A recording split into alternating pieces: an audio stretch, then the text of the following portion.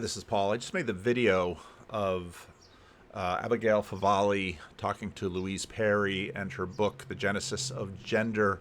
And part of what's happened, I was just on this live stream with Cedric and Sam and Jacob.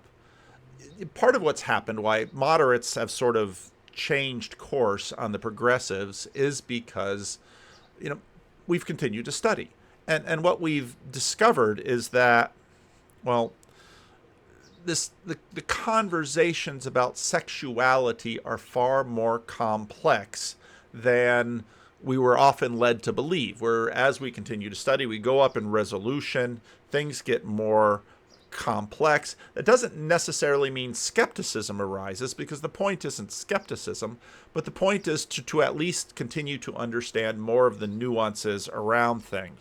The Rest is History recently did a couple of episodes on Oscar Wilde. And Oscar Wilde, if you just sort of in a very low resolution bump into it, oh, Oscar Wilde, he was persecuted because of his sexuality. Well, what was his sexuality? Well, and the assumptions about his sexuality was, well, he was born gay. Now, I'm going to talk a lot about born that way, and I want to be very careful here because people will misunderstand me, because sort of before born that way, it was just, this is always a choice, and people choose to do this. Well, yes, but there was sort of the awakening in the broader culture that people have an orientation. This orientation comes unbidden. They did not choose it. Many of them, if they could choose to not have it, they would certainly have done so, especially if you were born at a certain age and you find this particular desire. You feel ashamed of it. You want to get rid of it. You do whatever you can to get rid of it, and you can't get rid of it. Okay? So I assume that. I hear that. I hear all of that. Okay? And I'm not making light of that. But there's a narrative beneath that is sort of vague, and it's like the nature-nurture debate. So for a long time, there was the nature-nurture debate, and it's one way or the other. Well, and then say, well, it's nature and nurture. Okay, that's good. But how? Because as science continues to develop, there certainly are regimes within science, read Thomas Kuhn, The History of Scientific Revolutions, but there's also more complexity. And so actually part of the reason that they did the Rest is History did Oscar Wilde was because the story is far stranger and far more intricate than anyone would have imagined. Listeners. But the interesting thing about Wilde, I discovered from Matthew Sturgis's biography. So at university, and as a very young man, he's actually sexually very abstemious. There's actually no hint of, people say of him, his friends prim, isn't he? Say of him, he's very prim. Yeah. They talk of his peculiar refinement of nature. One of them calls him one of the purest-minded men that could be met with. And actually, even as he's establishing his reputation as an aesthete, there is no hint of scandal. And he marries Constance Holland. Constance Holland, exactly. No relation. And they have 2 children. But the turning point seems to be, so in 1886, so just at the point where he's about to embark on this period of extraordinary literary output, the high point of his genius, as it were, yeah. He meets a 17-year-old, we would say a boy or a young man, called Robbie Ross, who is at a grammar school. He's preparing for Cambridge, and he is out and proud. He is, exactly. He is what we would now call gay. He's completely comfortable with it. He's admitted that side of his nature to himself. And as far as we can tell, he seduces the much older Oscar Wilde. He introduces him to this side of his nature. Yeah. And Wilde discovers he really enjoys it. And I think he enjoys it on a physical level, but I think he enjoys it also on an emotional level. Because if you think of the plot of Dorian Gray, the idea of secrets and kind of a sense of elevated knowledge amplifying your status is something that he really enjoys. And the great theme of Wilde's writing really is the fact that life is always paradox, and that it's impossible to pin a person down. If you can pin a person down, then that person is basically dead. So he's always looking for ways to kind of complicate who he is and what his relationship is to his writings and to his kind of, the world in which he's situated. And I think that he had studied classics at Oxford, and he identifies very, very strongly with the notion that we talked about actually in our previous episode about Hadrian Antinous, the idea that the Greeks had an elevated understanding of what sexuality could be, and that this was focused on same-sex relationships. And so he comes to identify this. I mean, he rapidly becomes very, very promiscuous. And he seems to have identified this with the kind of cultural superiority that he had obtained by studying ancient Greek. Yeah, he thinks he's in the tradition of the Greeks. There's a kind of Platonic ideal of love, which is represented by the love of two men. He thinks that Shakespeare. Yes. He looks into Shakespeare's sonnets. Michelangelo. Marlowe. It's not just that he physically enjoys it, as you say. It's that it appeals. It elevates him. Yes, it elevates him, exactly. Now, the interesting thing is that this is 1886. 1 year earlier, there had been a change in the law. So since 1533, the Buggery Act, passed under Henry VIII, had made sodomy, the detestable and abominable vice of buggery, as it was called in the Act, had made it a capital crime. Obviously, by the mid-19th century, people are no longer being executed for it. They're being sent to prison. But in 1885, and it's a very complicated story, so we'll just give a kind of simplified version, there was legislation which was actually about protecting women, because there was a great obsession at the time with what people called the white slave trade and young girls being trafficked. And a Liberal MP called Henry Labouchere introduced an amendment.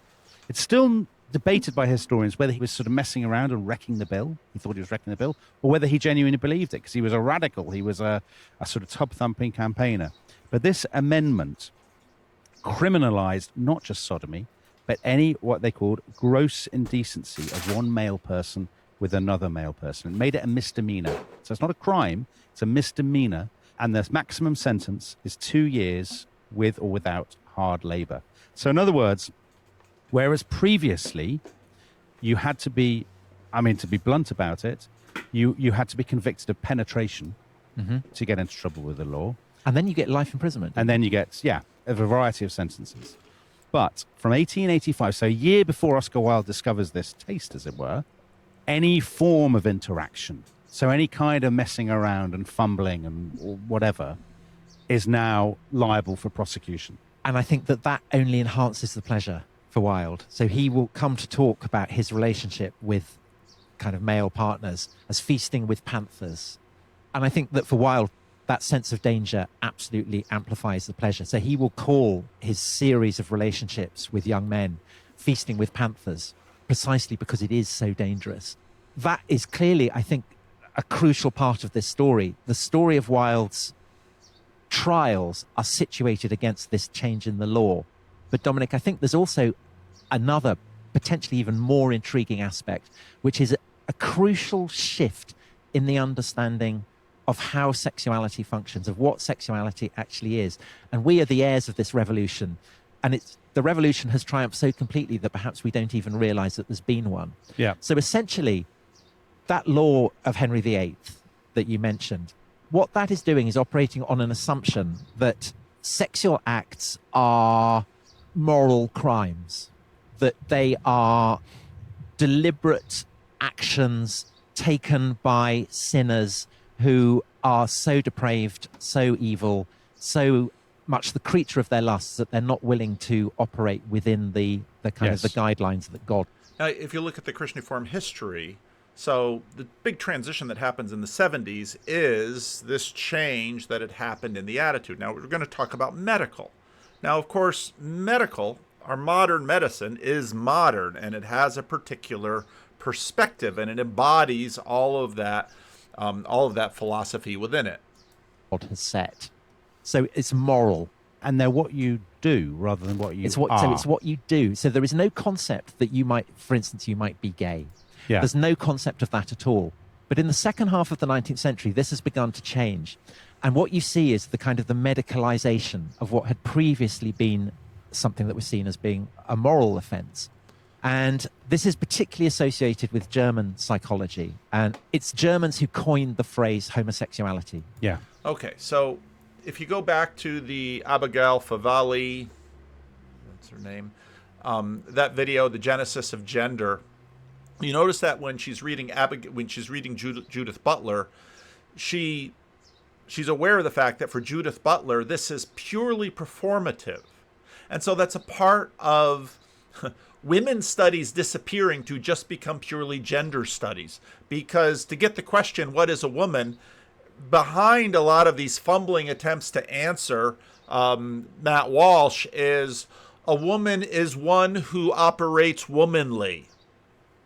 Now, what's so amazing is that, again, these issues are going to come around full circle, because this isn't so far from ancient assumptions about sexuality. Let's let these two finish off this point.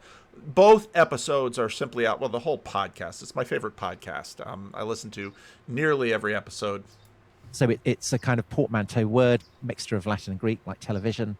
And the guy who popularizes it is a German psychologist called Richard von Krafft-Ebing, who writes this great book about it called The Psychopathia Sexualis, which is translated into English in 1892.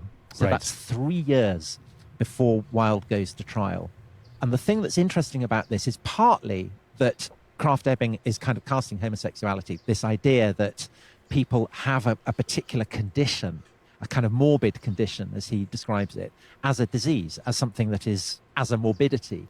And therefore, there is a hint in Krafft-Ebing that people should be treated with sympathy. And furthermore, by the end of his career, Krafft-Ebing has come into such kind of contact with people who come to identify themselves as homosexual that he's arguing that it should be decriminalized completely, and that people who are homosexual can lead kind of the equivalent of a married life. So he's almost kind of prefiguring gay marriage. Now, this matters, I think, for Wilde, because even as he is sleeping around a lot with young men, kind of casual affairs, he does meet the great love of his life, who is Alfred Lord Douglas, the son of the Marquis of Queensberry.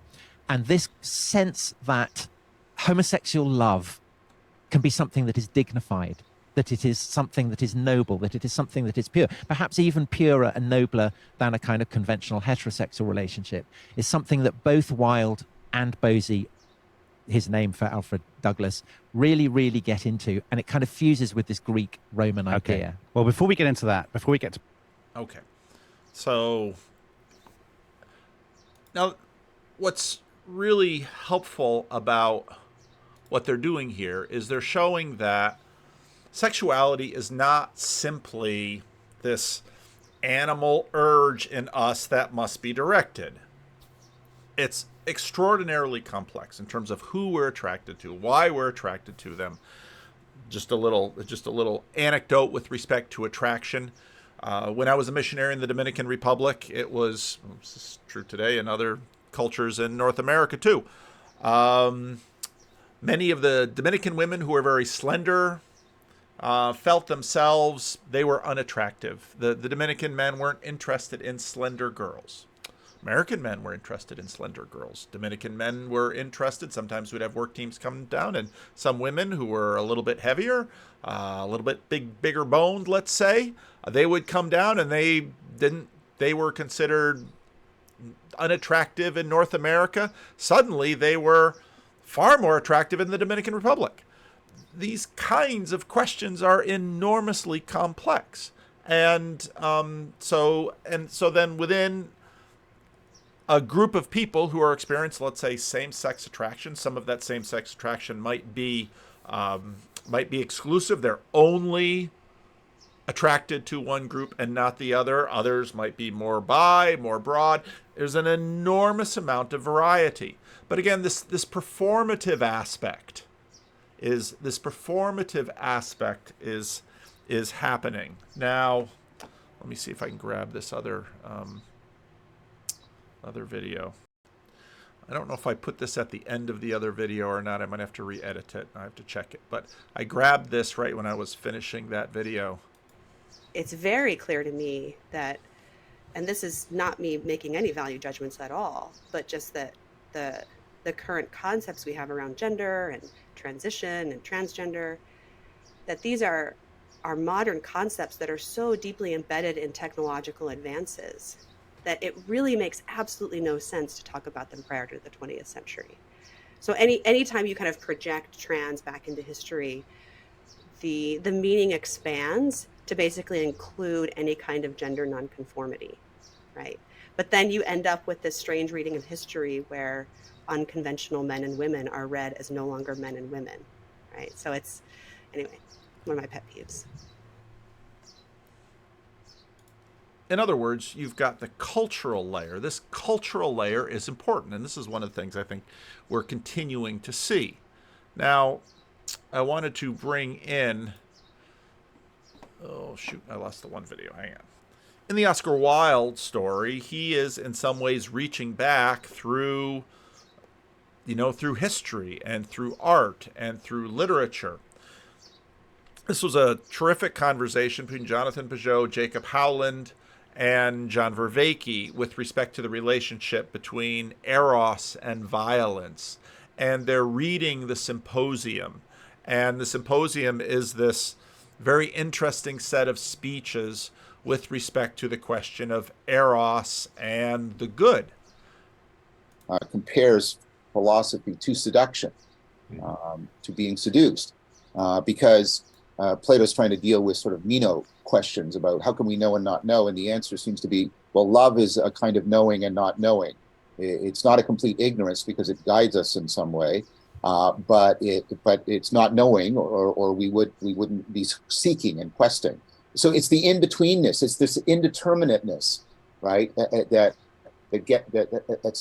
key. And that way, you to draw somebody into that transformation, you have to seduce them. You have to get them to recognize the knowing and the not knowing, and how they're interpenetrating each other.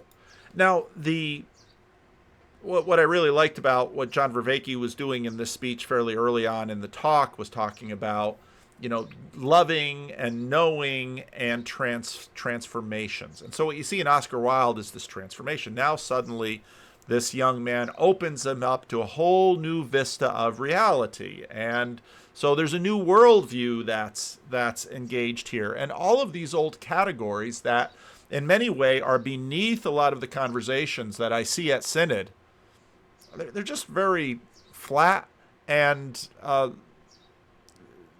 fairly one-sided. And again, that was sort of adopted as a way to push the agenda forward in the United States. One of the things that in the Rest is History talk is that in a secular society, which is born out of confessional warfare, the 30 Years' War, all of the wars of religion in Europe, they wanted to get dogmatic elements off of the political shelf. Okay, you want to get that off of the political shelf. And so then, well, how do we decide what we can or should do in the naked public square? Well, we let science decide because science is the arbiter of what's real. Well, then we have to change the laws. And there's obviously a certain logic to all of this. And so I think it's more, Socrates is at times, I don't think I'm disagreeing with you. I think he does what you said. I think he draws them in and refuses them. But I think that's part of a general thing of trying to get him into, a kind of aporia, a kind of longing, so that he'll be seduced towards the good. So John is talking about Alcibiades and Socrates and their relationship. And their relationship clearly has a degree of sexual tension. And for the Greeks, that's not unseemly.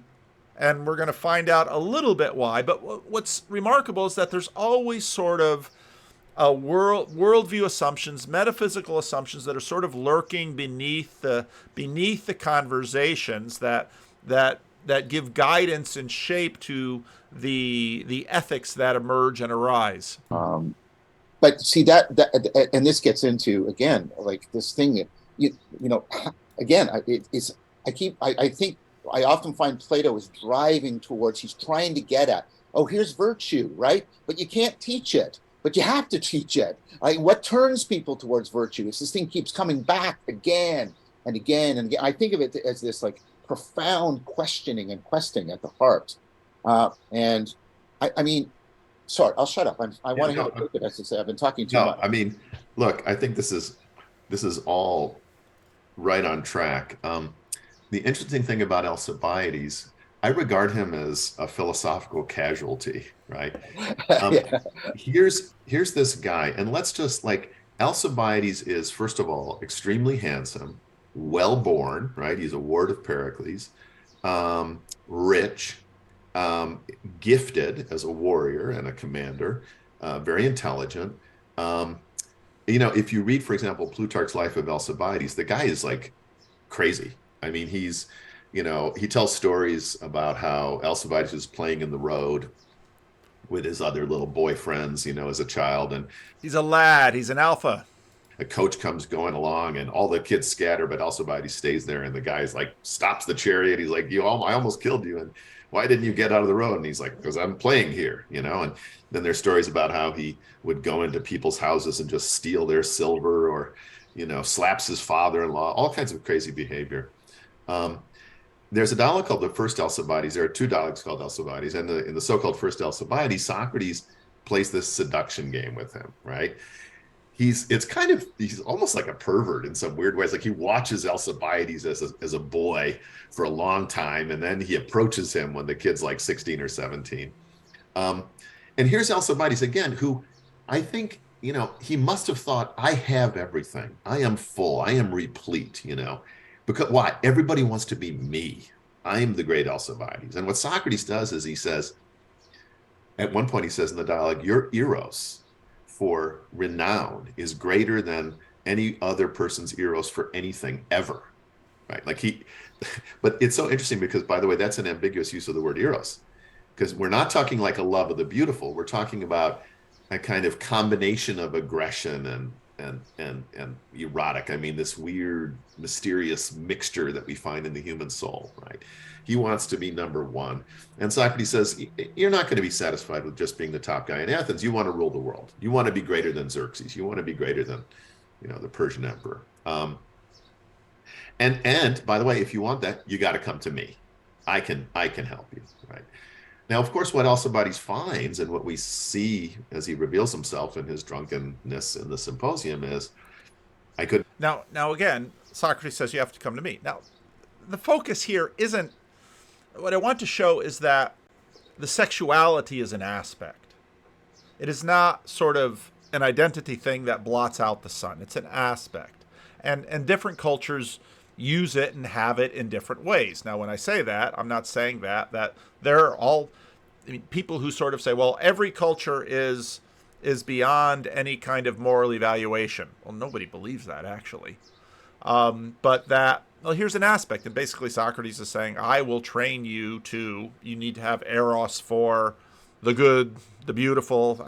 So there's a transformative thing. But notice how this Greek world, sexuality is a very different thing. And this is part of what Oscar Wilde sees, at least from his own perspective. And he's read the Symposium. Do it, right? Socrates is the only human being who ever made me feel ashamed. Now, this is after, as you said, John, Socrates sort of puts him in this position like you think you have everything, but you don't. You're longing for something more. Initially, it's posed as like being the ruler of the world or something, right? You're longing for something more. You need me. But then Socrates makes him ashamed because of Socrates' virtue, right? You open him up and the God's inside. And by the way, Socrates is a seducer. You're absolutely right. What's so fascinating is here's this ugly man, sort of weird looking guy. There's a wonderful article. But again, don't misunderstand him. He doesn't mean he's a lech, or that's not the point. He's a seducer because he wants to seduce people into higher values, okay? But again, pay attention. Sexuality is playing totally differently here in this culture than it would in ours. Called Socrates as Hoplite, where the author, it's something called Ancient Philosophy, this journal. The author does all the research on Socrates, and he shows that Socrates, although he was a poor man, somehow got the money together to buy the equipment that would allow him to fight at the level of a hoplite, okay, which is a heavily armed warrior, and then distinguished himself in battle. In fact, Alcibiades talks about it in the Symposium. Socrates saved my life, and then he rejected the honor that the city wanted to give him. And so Alcibiades sees someone who really has it all somehow. This is I'm going to just sort of foreshadow here something I want to come back to later. And that Socrates is replete like the circle people in Aristophanes' myth, right? Like these, like they don't need anything else. He somehow has it. But So here again, Socrates is the ideal man. But now he's going to go through the circle people. And you'll notice that, well, again, they're always sort of mythological. I do a lot of videos on this universal history. Every culture has their universal history to sort of become the narrative gateways and linkages that sort of hold the world and the story and all of this together. it's the rock that Alcibiades splits on, because when I'm with Socrates, I have to do what he says. And when I'm away from him, I'm seduced by the call of the people, you know. So he really is this kind of philosophical casualty. But I think your question is very well taken. What is it? How come? I mean, is it just the seduction of being the great Alcibiades and being looked at by everyone and regarded as the object of their eros that prevents him from seeking beauty and truth? You know, Hard to say. But maybe I can talk a little bit about the Aristophanes myth, right? Because it occurs to me maybe some listeners don't really know what the myth is. So the myth basically is that human beings originally were these circle people. Spherical. We had 4 arms, 4 legs, 2 faces, 4 ears, 4 eyes, faces facing opposite, and we rolled all around, right? And we could do cartwheels really quickly, and we rolled up to try to attack the gods. We got big ideas. And so Zeus is perplexed, and he decides we got to stop these guys. So he cuts us all in half. And the original human beings were combinations of male, male, male, female, or female, female. So this is where we get the sexes. Right? So they're, in a sense, in their mythology, well, they understand that some people are very durably same-sex attracted, and exclusively so, and other people seem to be more flexible. But this is part of an original unity, let's say. And the result is that our halves seek each other out.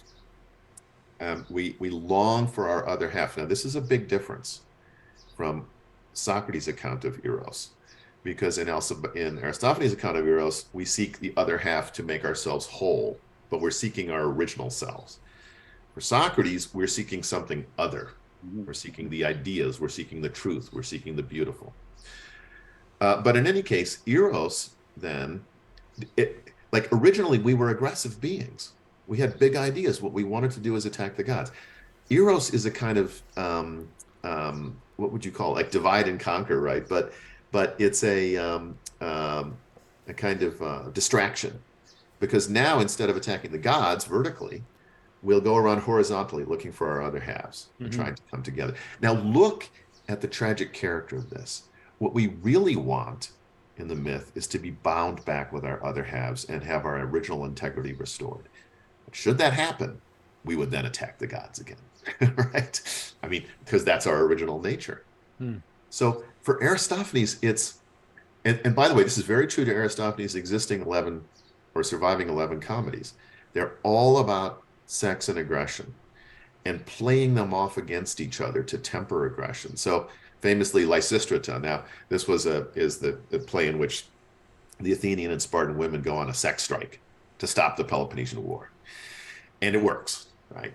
I saw this, by the way, as a boy in the 1960s. My mother took me to a play at the University of Chicago, and it was quite shocking to me because the characters were walking around, they had broomsticks between their legs, right? The men were erotically excited. I remember one woman says, well, if he won't come by the hand, take him by the handle. And she grabs him by the broomstick and drags him off the stage. Aristophanes was very popular in the 1960s because it was make love, not war, right? And that really was Aristophanes' message. And so it's the idea of playing these off against each other. But there's something tragic about Aristophanes' myth, because cutting people in half, it makes us less strong, but it doesn't get rid of our aggressive nature.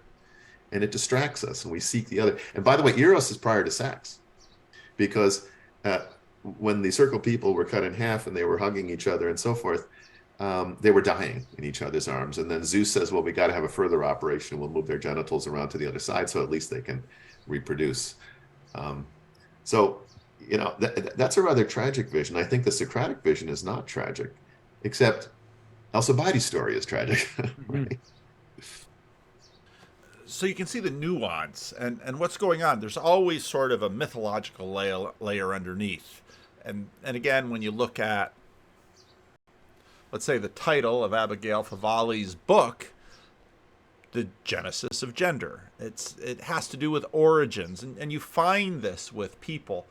One of the current ones beneath it is sort of this quasi-religious assumption of the secret sacred self, that I have deep my true self somewhere. And if you ask someone, well, where exactly is that true self? And what's the relationship between that true self and your embodied self? And what do bodies have to do with it? And, well, people will be very vague on this, but these religious notions, these quasi-religious notions of a true self, and I have to find my true self by, it's almost like you're one of these circle people that, well, but you don't know what other circle you are, and so you're just going to kind of keep going through people until you find your person. And I mean, that's the language of the Bachelor, Bachelorette. That's sort of how this goes. And all this stuff is just running under the culture. And again, when I listen to the debate at Synod, it's like, boy, you guys are dealing in black and whites on all sorts of different levels, that you're not having a very nuanced conversation at all with respect to any of this stuff. And so part of what you begin to recognize when you start watching this stuff is, hey, wait a minute, all these easy, low resolution, breezy assumptions about the fixedness of human sexuality, like it sort of came down as a medical diagnosis. Our sexuality seems awfully complex and integrated into worldviews and all sorts of assumptions. This is Tom Holland at a recent, it hasn't come to the United States yet, but he's just published a book on, he writes about Rome. And part of what shocks people, and I think part of what's interesting, is that a consequence of sort of taking the lid off of everything with the sexual revolution is, well, now suddenly we're reading these ancient texts and we can talk about these issues. Maybe these things were sort of, people deep inside classics apartment would be aware of them. But now, in this age of the autodidacts and the democratizing of information, suddenly, well, this is how the Greeks and the Romans were. I want to take a slight detour to one theme that really jumped out at me, and I guess I had no idea about, which was the centrality of questions of gender and sex, or at least they keep you love cropping that up. unheard, Oh, I'm don't sorry. you? Were they gender critical, is what you're asking? Well, I'm not going to go all the way there, but it does strike. I mean, I didn't know. I mean, all of these, you think of the Roman Empire at this period, you think the Greeks had this kind of gay thing going on. You don't really know about that, at least I didn't, in the Roman context. But it turns out that all of these very kind of masculine generals who, in sequence in your book, become emperors, pretty much all of them are having sex with young men. Didn't know that. Well, not. And so, there was a book. I can pull up the book. I've got it on Kindle. Another book you can find, and another woman going to Rome. And now, I mean, please don't get me wrong. One of the ways to dismiss this would say, well, Paul's just basically trafficking all sorts of Roman Catholic ideas about human sexuality. Well, I think the Roman Catholics have had some things to say. I still remain a Protestant, but they've been making points. And in her book Sexual Authenticity by Melinda Selmas, she talked about the gay Roman emperor gene, because others had exactly the same observation that they did here at Unheard. Just young men. We'll come to that. Yes. Pretty much all of them are having sex with young men. Didn't know that. Well, not just young men. We'll come to that. Yeah. So there is always a temptation, I think, to emphasize the way in which the Romans are like us. A mirror held up to our own civilization. But I think what is much more interesting is the way in which they are nothing like us, because it opens up to you a sense of how various human culture can be. And sex, ideas of sex and gender, which you'd think were kind of stable. I mean, everyone has a gender, everyone has sex, and yet the Roman understanding of gender and sex is very, very different to ours. So for us, I think it does revolve around gender, the idea that there are men and there are women, and obviously that can be contested as is happening at the moment. But the fundamental idea is that you are defined by what by what your gender is. So are you heterosexual or are you homosexual? That's probably the great binary. For the Romans, this is not a binary. They're not really. So in other words, the Romans were non-binary, but not in any of the way people are talking about today, and certainly not with the same ethic that would be, as the ethic was changed by Christianity. Really interested in that. So there's a description in Suetonius, the imperial biographer of Claudius, where it said, he only ever slept with women. And this is seen as an interesting foible in the way that you might say of someone, he only ever slept with blondes. I mean, it's kind of interesting, but it doesn't define him sexually. And of Galba, this martinet, this upright embodiment of ancient republican value, again, Suetonius says of him, he only ever slept with males. And again, this is seen as a foible. I mean, it's interesting, it's like sleeping only with brunettes. But again, it doesn't absolutely define him. What does define a Roman, in the opinion of Roman moralists, is basically whether you are, and apologies for the language I'm not going to use, but I mean, essentially, if you are using your penis as a kind of sword to dominate and penetrate and subdue people who are there to be subdued. And the people who are there to be subdued, the people who are there to receive your Roman thrusting, terrifying penis are, of course, women and slaves and essentially anyone who is not a citizen.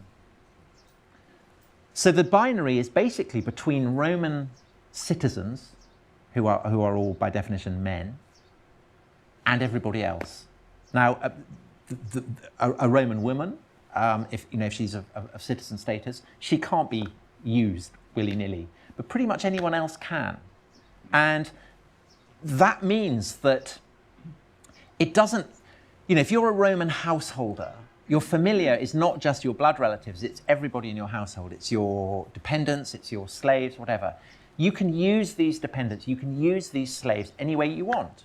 And if you want to use the scullery maid or the page boy, then go for it. Why? I mean, you really should. And basically, if you're not doing it, then there's something wrong with you. So they did. And so they did, yes. So the Romans have the same word for urinate and ejaculate. So essentially, the orifices of slaves, and they could be men, women, boys, girls, are the equivalent of urinals for Roman men. I mean, it's kind of an expense of bodily fluid. And this for us is so hard to get around. And the corollary in turn of that is that the worst, most humiliating thing that can happen to a Roman male citizen is to be treated like a girl.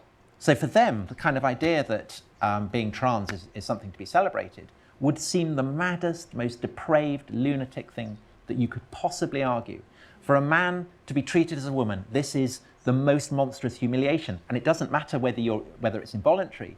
So Vitellius, who ends up as emperor, as a young man, he had joined Tiberius, the emperor, on the island of Capri, and it was said that he had been used like a girl by Tiberius, and so throughout his life he was known as Sphincter. Yes, and it was a kind of mark of shame that he could never get rid of. And there was assumption that even if the rumor of it attached to you, you are kind of stained for life. And if you enjoy it, then you are absolutely the lowest of the low. And yet, that all sounds very kind of physical and sexual, and yet there are love stories in this period. Well, I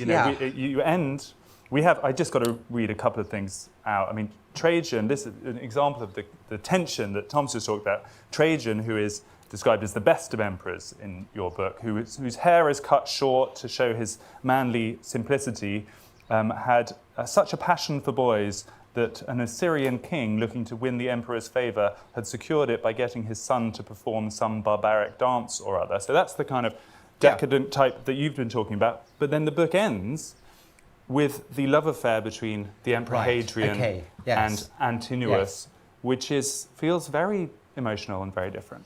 And I think it is, because of course this imposes enormous strains on people. I mean, sexual, moral. So of course, I mean, these are debates we hear. I hear these debates all the time. I've got plenty of books on this subject, and the idea is, well, but the Apostle Paul writes about this because, relationships of love between people of the same sex were unknown in the ancient world. And N.T. Wright always weighs in and says that's a preposterous argument. But yet all the relationships are going to be different because their value system is vastly different, and it's tremendously difficult to just sort of compare apples to apples because you're just not dealing in the same orchard. Standards do impose strains. Not everyone's sexuality is suited to cohering to a governing moral code.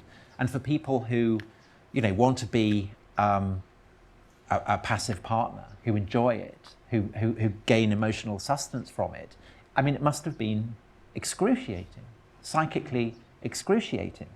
And of course, it also serves as a license for what we would absolutely recognize as exploitation, but the Romans did as well. I mean, so you talked about how ultimately the great erotic ideal for Roman men in this period is less girls than boys who look like girls. So it's very blur. Boys who like girls who like, all that kind of thing. So the quintessence of this, the quintessence, yes. So these are boys who are called delicati. So they would wear makeup, they'd have their hair done in feminine styles, they would be dressed as girls. And the more feminine they look, the more of a status symbol they are. And so people are willing to, senators are willing to lavish fortunes on them. And as is always the case, it's Nero who has gone the furthest with this, because his beloved wife, Poppaea Sabina, who it is said he had kicked to death because he'd come back late from the chariots and she had nagged him. And so he kicked her in the stomach. I mean, we don't know if this is true, it's probably not, but he adored her. And so he looks around for someone who looks like Poppaea, and he finds this young boy and he castrates him. And the poor boy from that point on has to live as Poppaea Sabina. So that's the kind of the ultimate. But there are others throughout. I mean, let's just tell a bit more. That story was so extraordinary. Sporus. Spunk in Greek. Spunk in Greek. This poor. I mean, the Romans are really not like us. Yeah, I mean, they really are not like us.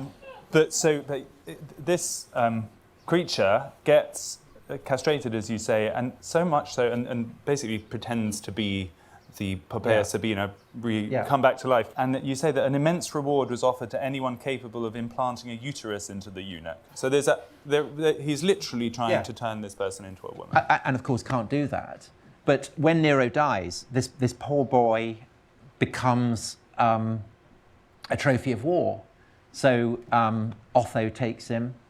And then Vitellius thinks, well, it's used goods. So he has this brilliant wheeze. You think it'll make him popular with the Roman people. He will have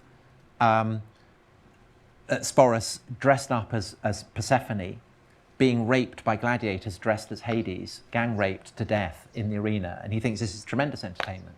It's kind of like World Cup or whatever. Everyone will love it. And of course, Sporus kills himself. I mean, as he would, faced with that. So it's horrible, horrible stuff. And throughout this period, the scale of exploitation is, to our way of thinking, unspeakable. But it's not to the Romans. And that's the kind of gear shift that you have to try and make, is to see how and why it would be morally justified for them. However, having said that, I mean, you mentioned that Hadrian and Antinous. I think Hadrian, who is... So that actually is a love affair, I think So Antinous is a young boy who Hadrian seems to have met. Hadrian's great traveller around the empire. He even comes to the barbarous reaches of Britain. Newcastle. I mean, imagine. Builds a wall. Yeah, unspeakable barbarism. But he's very, very devoted to Greece, and so he travels extensively across the Greek world. And it's while he's doing that he meets with this this young boy Antinous, who is stunningly handsome. And in between Nero's reign and Hadrian's, the making of eunuchs has been made illegal. So you're not allowed to have eunuchs. And I think there's the sense that Antinous has the beauty of a eunuch. That is what makes him so precious, but he's not a eunuch. And Hadrian sends him back to Rome to be kind of educated, to be given the kind of the cultural upbringing that a partner of Caesar should properly have. And then, I guess when he's probably 14, 15, 16, comes under Hadrian's wing. Now, to our way of thinking, that would be grooming, pure and simple. I mean, absolutely. But that's not, I think, certainly how the Romans saw it. I think it's not how the Greeks saw it, because they recognized that the relationship between Hadrian and Antinous was, Hadrian was behaving like a Greek. He wears a beard like a Greek philosopher. He was known as a young man as Graeculus, the little Greek. There's a sense in which Hadrian's adoption of a beautiful Greek boy is like Zeus sweeping up Ganymede to be his cupbearer, or Hercules and Hylas. So he gets special license. Yeah, so I think the Greeks feel it's flattering to them. Now, the question that is unknowable is how Antinous... And of course, we saw with Oscar Wilde and all these sensibilities and, all these ideals. There's culture running all through this. We have a conversation like culture's not running through ours. It certainly is. Antinous felt about it. And I mean, I personally cannot imagine he would have been anything other than, on one level, very grateful to have been given, to be raised up from a provincial backwater and given, everything that he gets from Hadrian. However, at the same time, it's possible that it inflicts untold psychic damage on him, because Antinous ends up dead in very mysterious circumstances in Egypt at exactly the time where he is starting to sprout a beard and to bulk up. And the question of whether, he kills himself, whether he is murdered, whether he's offered up in sacrifice to the gods, all of these are theories that are current at the time. Another theory, which I have some sympathy with, is the idea that he fakes his own death and maybe just runs away. I mean, we don't know. And this is part of the problem with the sources, is, of course, we do want, we so often want to know what is going on in the heads of people. And it's hard to get it. Is there anything? Now, I think people are probably frustrated on a whole range of issues because of this. But my point in all of this is, in our denominational conversation, it seems so enormously flat. And that in itself isn't a bad thing. But the point of these videos is that there are reasons moderates have paused. And they've paused because the more you see here, the more you begin to say, wow, this is complex. This sort of facile, slick, clean, evolutionary narrative that we seem to be promoting, well, maybe we should actually pause and talk about some of these things and actually try to figure out, well, what is really governing our thought about ideals and morals. And there are many issues that rise up in the Bible as because of this. One of the amazing things that, I've read New Testament scholars puzzle over is, there's remarkably little admonition around certain things that we might expect, but yet we find Paul coming in with his ethic that is absolutely dramatic. Men who can provide him with funding and with backing, but it must also have given. I mean, what the impact it must have had on slaves to be told that you are one with the free. To be told, a slave in Rome, in the household of a Christian, to be told you are a child of God at a time where Nero is absolutely in his pomp, and Nero is kind of dramatizing what it is to be a son of, a son of a god in the Augustan sense, to an astonishingly histrionic degree. For a slave in some, attic in the suburbs of Rome to be told that. I mean, it's just been overwhelming. It is short, and also for women. And it's a point Rodney Stark makes in his book, The Rise of Christianity, and I think it needs to be drawn out, particularly in today's culture. But that the valuing of women, there is no male and female in Galatians 3.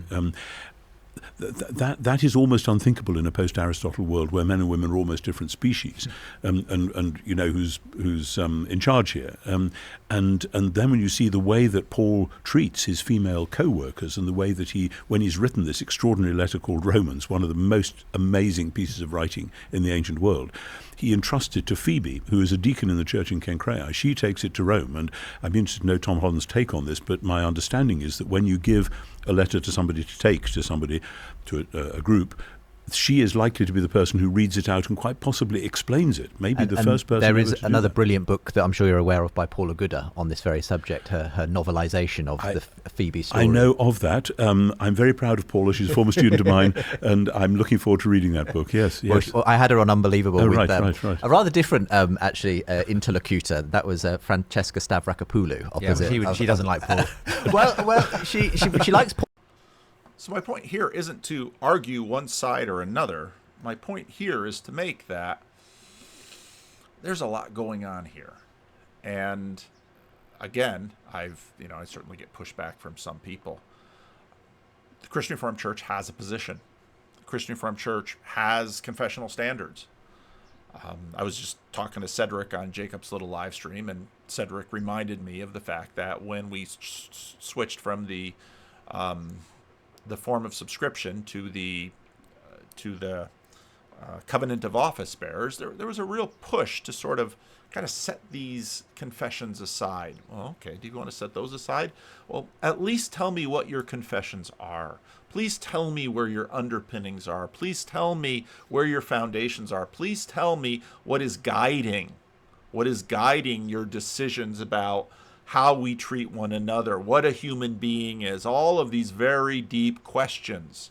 Because so often we're just sort of running around. I loved how Abigail Favali said, she was throwing out Judith Butler, and the students weren't understanding. They just picked daisies from the top.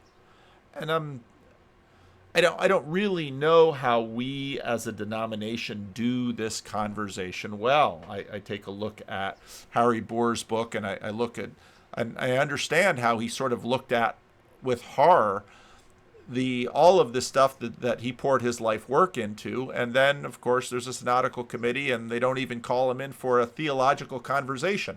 Not that a conversation over an afternoon necessarily will resolve the deep questions that Harry Boer had for the committee. But the point is, what we actually do need is a culture of formation.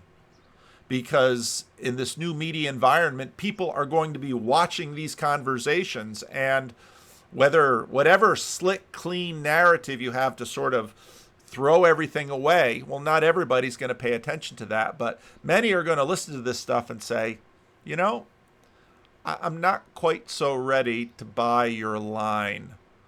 I'm going to have to think about it. And in the meantime, I'm going to have to figure out how I should live in the meantime.